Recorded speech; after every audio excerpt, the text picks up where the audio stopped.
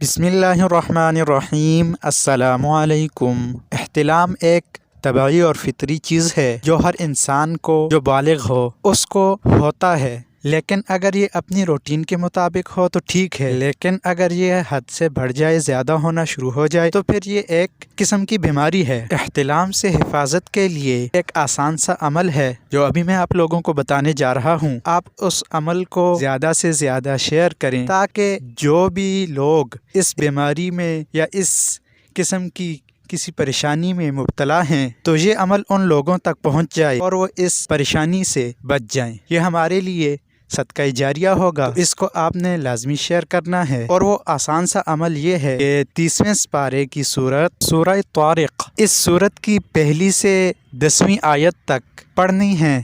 رات کو پہلی سے 10ویں آیت تک پڑھ کر سو جانے سے اللہ کے حکم سے احتلام سے حفاظت رہتی ہے۔ تو یہ آسان سا عمل ہے۔ اللہ تعالی ہمیں اس طرح کے اعمال کو اپنی زندگیوں میں شامل کرنے کی توفیق نصیب عطا فرمائیں اور ان کو دوسروں تک پہنچانے کی توفیق نصیب عطا فرمائیں۔